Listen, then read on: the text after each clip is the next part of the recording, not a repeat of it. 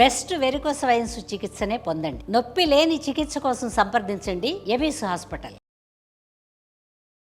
నమస్కారం అండి సురేష్ బాబు గారు. కీర్తి గారు నమస్కారం అండి. సో ద్వాదశ రాశిలో భాగంగా ఫిబ్రవరి మంత్ లో తులారాశి వారికి ఎలా ఉంటుంది? సో తులారాశి 2026 సంవత్సరంలో బాగున్న రాశిలో తులారాశి ఒకటి.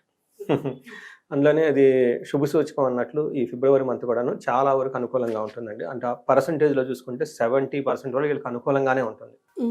శుక్రుడు కానివ్వండి, లేదంటే సూర్యుడు కానివ్వండి, ఒక కుజుడు మాత్రం ఇబ్బంది పడుతున్నాడు కాబట్టి మిగతా గ్రహాలన్నీ చాలా పాజిటివ్గా ఉన్నాయి. సో ఇందులో డీటెయిల్స్ తెలుసుకునే ముందు నక్షత్రాలు చిత్త 2, 3, 4 పాదాలు, స్వాతి 1, 2, 3, 4 పాదాలు, విశాఖ 1, 2, 3 అంతా తులారాశిలో ఉంటారు. మనకి ఈ మంత్లో పేరు బలంగా చూసుకుంటే రా, రీ, రూ, రే, రో, తాతి, తూతే అన్న అక్షరాలంతా ఇందులో ఉంటారు. మనం ఈ మంత్లో ఫిబ్రవరి మంత్లో 4 గ్రహాలు మారుతూ ఉన్నాయండి. ఫస్ట్ మారే గ్రహం ఏంటంటే బుధుడు మారుతూ ఉన్నారు. తర్వాత 6th వచ్చేటప్పటికి శుక్రుడు మారుతూ ఉన్నారు. సూర్యుడు 13వ తారీఖు మారుతూ ఉన్నారు. 23rd కుజుడు లాస్ట్లో మారుతూ ఉన్నారు. ఈ గ్రహాల యొక్క అన్ని మారటంతో అంతేకాకుండా మనకి ఫిబ్రవరి మంత్కి చాలా విశిష్టత ఉన్నాయి. 2 ముఖ్యమైన విషయాలు చాలా ఉన్నాయి. ఒకటి ఏంటంటే ఇది ఈ మాసంలో మనకి శుక్రమోడం నడుస్తుంది. 13వ తారీఖుతో శుక్రమోడం ఎండ్ అవుతుంది.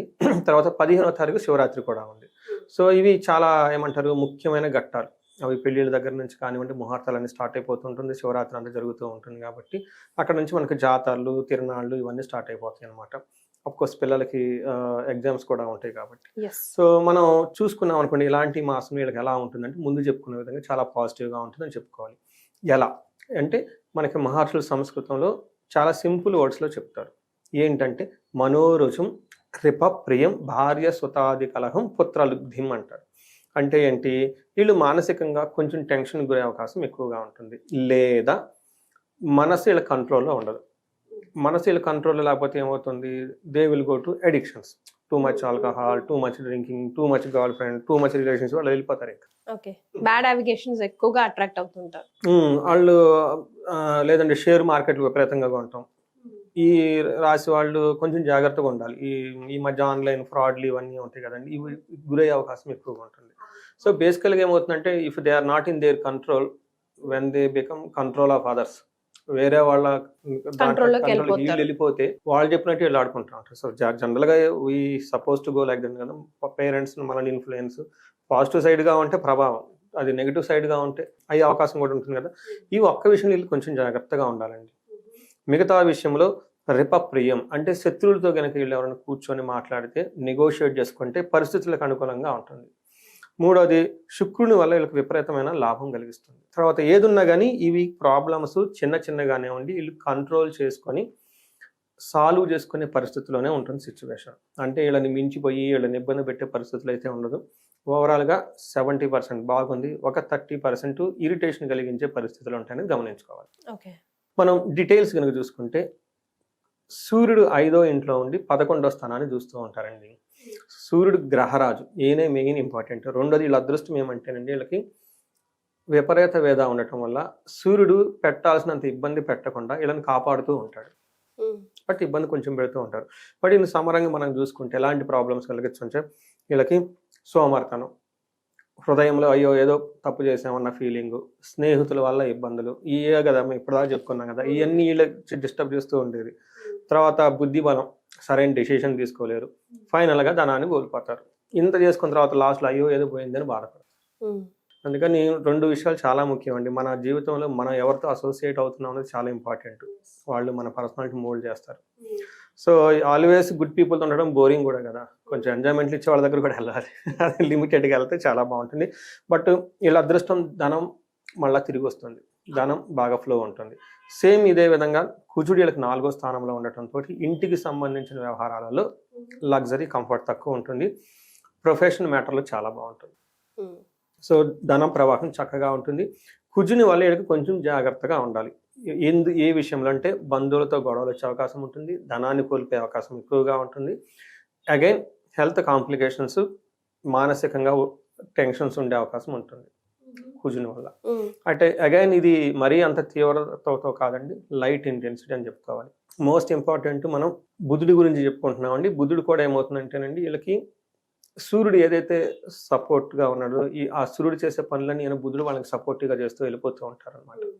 అంటే ఇక్కడ బుధుడు కూడాను మంచి అయినా కానీ బట్ సూర్యుడు లాగా అతను కూడాను మైండ్ అంతా అతని సైడ్లో ఉండే అవకాశం ఉంటుంది అనమాట. మోస్ట్ ఇంపార్టెంట్ లాస్ట్లో శుక్రుడు చాలా ఇంపార్టెంట్ అండి. శుక్రుడు కనుక చక్కగా ఉంటే మనకి లగ్జరీ, కంఫర్ట్, సుఖం, ఓకే, భార్యాభర్తల మధ్య అన్యోన్యత ఇవన్నీ చక్కగా ఉంటుంది. ఇంటి వాతావరణం చక్కగా ఉంటుంది. సాంసారిక జీవితం చాలా హ్యాపీగా ఉంటుంది అనమాట. పైన ఒకసారి వస్తూ ఉంటే పోతూ ఉంటే ఇంట్లో చక్కగా హ్యాపీగా ఉంటే సగం ఇల్లు స్వర్గసీమ అన్నట్లు సగం ప్రాబ్లం లేకుండా ఇక్కడే బాగుంటారు, ప్రశాంతంగా ఉంటారు. వీళ్ళకి 5వ ఇంట్లో ఉండటంతో మహాభాగ్య యోగం, అంటే చివరికి ఏదో ఒక లక్ వచ్చి వీళ్ళని కాపాడుతూ ఉంటుంది. ఇలా ఏ విధంగా అంటే వీళ్ళకి దాసీ భృత్య జనలాభ, వీళ్ళ కింద ఉన్న ఎంప్లాయీస్, సపోర్డినేట్స్, వీళ్ళు నమ్ముకొని ఉన్న వాళ్ళంతా వీళ్ళు బాగా సపోర్ట్ ఇస్తూ ఉంటారు. చక్కగా భోజనం చేస్తూ ఉంటారు. ధనధాన్యం విషయంలో చక్కగా అన్ని టయానికి అందుతూ ఉంటుంది. లేడీస్కి సంబంధించిన వ్యవహారాల్లో ఏదైనా వ్యవహారాలు ఉంటే అవి చక్కగా వీళ్ళకి అనుకూలంగా ఉంటాయి. The same vice versa in case ladies ఉండి జెంట్స్కి సంబంధించిన వ్యవహారాలు ఏమైనా ఉంటే, అదే భార్యాభర్తలు కానివ్వండి, లేదంటే ఇంట్లో ఫ్యామిలీ మెంబర్స్, లేదంటే బయట ఎవరైనా వర్కింగ్ ఉమెన్ వాళ్ళు ఉంటే, వాళ్ళ ఆఫీస్లో కొలీగ్స్, బాస్లు ఇలాంటివి ఏమైనా ఉంటే వీళ్ళకి అనుకూలంగా ఉండే అవకాశం ఎక్కువగా ఉంటుంది. సో ఇది ఓవరాల్గా కనుక మనం చూసుకుంటే తులారాశి వాళ్ళకి చెడు చాలా నామినల్గా జరుగుతూ అవకాశం ఉంటుంది, బట్ మంచి ఎక్కువగా ఒక ఫ్లోలో వెళ్ళిపోయే అవకాశం ఉంటుంది. సో 2 మేజర్ గ్రహాలు సూర్యుడు అండ్ శుక్రుడు పాజిటివ్ గా ఉంటే కొంచెం డిస్టర్బెన్స్ బుధ కుజ గ్రహాల వల్ల వస్తుంది. మరి నక్షత్రాలు ఎంతవరకు సపోర్ట్ ఇస్తున్నాయండి? సో నక్షత్రం చిత్త, స్వాతి, విశాఖ నక్షత్రాలండి. ఫస్ట్ వీళ్ళకి హ్యాపీగా ఉండాల్సిన టైం ఏంటంటే ఈ టైంలో ఏ పని చేసినా కలిసి వస్తుంది. చిత్త నక్షత్రం వాళ్ళకి జయప్రదంగా ఉంటుంది. అయితే వీళ్ళకి బంధనము, కలహము చూపిస్తుంటుంది. కుజుని వల్ల ఇబ్బంది పడుతూ ఉంటారు అన్నదమ్ముల మధ్య, లేదంటే రియల్ ఎస్టేట్లు వాటికి సంబంధించి బంధించబడటం. అంటే వీళ్ళకి కొత్త కొత్త ఆఫర్స్ ఉంటూ ఉంటాయి, కానీ ఎలా వెళ్ళాలో అర్థం కాదు, కన్ఫ్యూజన్లో ఉంటారు. వాళ్ళకి నచ్చిన దానికి ఉంటే వెళ్ళాలా, లేకుంటే అది మొదట్లో చెప్పాను చూసారా, mind too much divert, negative సైడ్లో డైవర్ట్ అయ్యే అవకాశం ఉంటుంది. దాంతో వాళ్ళు సందిగ్ధతో బంధించబడినట్లు ఉంటారు, సరైన డెసిషన్ తీసుకోలేరు. ఈ టైంలో వాళ్ళు చక్కగా తెలిసిన వాళ్ళని, సబ్జెక్ట్ మ్యాటర్ ఎక్స్పర్ట్స్ని, దైవాన్ని కనుక శరణర్ అయితే దే విల్ గెట్ ద మంచి అవకాశం వాళ్ళకి కనిపిస్తూ ఉంటుంది. జ్యోతిష్యం చెప్పించుకుంటే ఇంకా ఇంకా చాలా బెటర్. ప్లానెట్స్ చాలా మంది అడుగుతూ ఉంటారు. సో ఈ మధ్య ఎక్కువ మంది నన్ను అడిగే క్వశ్చన్ ఏంటంటే, చాలా మందికి తెలియదు, జాబ్ చేస్తున్నాం అంటే జాబ్లో చాలా ట్రస్ట్ ఉంటుంది. నెక్స్ట్ ఆల్టర్నేటివ్ బిజినెస్ అనుకుంటారు. ఏ బిజినెస్ ఏంటి అనేది ఈ 2 ఇన్కమ్లే చూస్తూ ఉంటారు. సో ఇంకొక 3వ ఇన్కమ్ కూడా ఉంటుంది. అంటే అది చాలా మందికి తెలియదు. ఏంటంటే వాళ్ళకున్న ప్రొఫెషనల్ స్కిల్స్ని సర్వీస్గా పెట్టుకోవటం. ఇప్పుడు డాక్టర్స్, లాయర్స్, వీళ్ళంటే chartered accountants, they are not business people కదా, వాళ్ళకున్న స్కిల్స్ని కన్సల్టెంట్గా వాడుకుంటారు. ఇది చాలా మందికి తెలియదు. జాబ్ లేదా బిజినెస్ అంటారు. మీరు కూడా అన్నారు చూసారా, జాబ్ లేదంటే బిజినెస్ అంటారు. కానీ మధ్యలో ఇంకొకటి ఉందండి, ఇండిపెండెంట్ కన్సల్టెంట్గా, అడ్వైజరీగా ఇలా కూడా స్కిల్స్ని డెవలప్ చేసుకోవచ్చు. నేను చాలా మందికి అదే అడుగుతుంటాను. ఇప్పుడు మహేష్ బాబు గారు ఫిల్మ్ యాక్టర్, వాళ్ళ దగ్గర డబ్బులు ఉన్నాయా లేదా, ఆయన బిజినెస్ అసలు సబ్సిడరీ బిజినెస్లో ఉండొచ్చు, బట్ ప్రైమరీ అది కాదు కదా. అలా మనకున్న టాలెంట్, స్కిల్స్ ద్వారా డబ్బులు సంపాదించుకోవచ్చు. చాలా మందికి జాతకంలో అది ఉంటుంది, అది తెలవదు. ఏదో మనం ఆ ఎడ్యుకేషన్ సిస్టమ్ని నేర్చుకొని జాబ్కి వెళ్ళిపోతాం, అది లేకపోతే లైఫ్ ఇది చాలా. అందుకే నేను ప్రతిసారి ఏం చెప్తానంటే జాతకం చూపించుకోవడం చాలా చాలా ఇంపార్టెంట్. ఎన్ని ఆపర్చునిటీస్ వాళ్ళ జాతకంలోనే ఉంటుందండి. అంటే వాళ్ళ జాతకం తెలుసుకుంటేనే ఫుల్ లైఫ్ మెచ్యూరిటీ వాళ్ళకి వస్తుందండి. ఎన్నో హిడెన్ థింగ్స్ ఉంటాయి. చాలా మంది కూడా నేను అదే చెప్తూ ఉంటాను, ఒక 1 మినిట్ ఎక్స్ట్రా తీసుకుంటాను ఈ రాశి గురించి, బాగుంది కాబట్టి కన్సల్టేషన్ తీసుకోవాలి. మనం ఇన్కమ్ ఏమనుకుంటాం, మనకు హార్డ్ వర్క్ చేస్తేనే వస్తుంది అనుకుంటాం. కానీ జ్యోతిష్ శాస్త్రంలో 7 రకాల ఇన్కమ్లు ఉంటాయి. మనకి we are trying to do the only job. ఆ జాబ్లో వచ్చిన ఇన్కమ్ అది అంతా 20%. ఇది కాకుండా ఇన్కమ్ చాలా ఉంటుంది. కొంతమంది పితృల ద్వారా వస్తుంది, యాన్సిస్టర్ ప్రాపర్టీ, అది ప్రాపర్టీయే కదా. కొంతమంది పెళ్ళైన తర్వాత భర్త ద్వారా వస్తుంది విపరీతంగా, అది ప్రాపర్టీయే కదా. ఇది కాకుండా కొంతమందికి ఆగామి కర్మ అని చెప్పేసి దేవతలు ఉపాసన చేస్తే ధనం వస్తుంది వాళ్ళకి.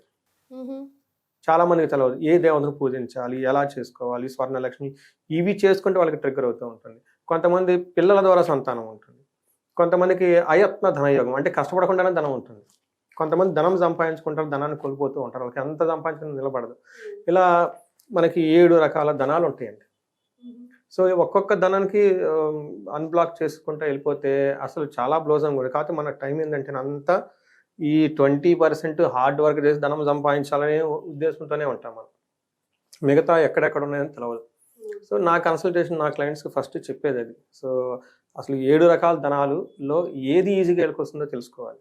దానిపైన వర్క్ హార్డ్ చేస్తే అప్పుడు అసలు హార్డ్ అవసరం లేదు, దాని మీద ఫోకస్ చేస్తే ఆటోమేటిక్ ధనం వచ్చేస్తుంది. కాకపోతే మనీ అది ఫోకస్ ఎక్కడ చేయాలో వీళ్ళకి ఐడియా ఉండదు. ఏదో జాబ్ ఉంది కాబట్టి జాబ్ చేసుకుంటూ వెళ్ళిపోతూ ఉంటారు కాబట్టి, జాబ్ పోతే భయం కాబట్టి, ఏదైనా బతకడానికి ఉంటారు కాబట్టి ఏదో బిజినెస్ ఉంటారు, అదేంటో అది కూడా వాళ్ళకి ఐడియా లేదు. ఇది అందుకని జ్యోతిష శాస్త్రం హాస్ గివెన్ లైట్, పేర్లోనే ఉంది, ఇట్ గివ్స్ లైట్. సో ఈ రాశి వాళ్ళు చక్కగా బాగుంది. ఇన్ కేస్ ఎవరైనా కనుక బాధపడుతూ ఉంటే, ఇలా బ్లాక్ అయ్యి ఉంటే ఒక్కసారి కన్సల్టేషన్ చేసుకుంటే పెద్ద వెరీ గుడ్ క్లారిటీ వస్తుంది. ఎస్, ప్రాబ్లం ఎక్కడ అన్నది తెలిస్తే ఆటోమేటిక్గా సొల్యూషన్ దొరికినట్టే. మరి ఎలాంటి రెమెడీస్ వీళ్ళు పాటించాలంటారు ఈ ఫిబ్రవరి మంత్ వరకు? సో ఫిబ్రవరి మంత్ వరకు అంటే ఫస్ట్ వీళ్ళు సుబ్రహ్మణ్యేశ్వర స్వామి ఆరాధన, జంట నాగులు ఎక్కడ ఉంటే very simple, easy, powerful remedy. And మేము ఈ జపాలు అవి చేయించేటప్పుడు కూడాను వెరీ ఈజీ, సింపుల్ ప్లానెట్ని తృప్తిపరిచేది ఏంటంటేనండి కుజుడే. కుజదోషం చెప్పుకుంటుంటారు, కానీ కుజుడికి ఆ మంత్రం చాంట్ చేయాల్సింది, ఆ మంత్రం చాలా చిన్నది, 7000 టైమ్స్. 2-3 బ్రాహ్మణులకు 3-4 అవర్స్ కూర్చుంటే అయిపోతుంది శాంతి కూడా. అదే శుక్రుడు కొన్ని పెద్ద పెద్ద గ్రహాలు ఉంటాయండి, 8-9 మంది బ్రాహ్మణులు కూర్చోవాలి, ఎక్కువ సార్లు పెద్ద మంత్రం చదువుతూ ఉండాలన్నమాట.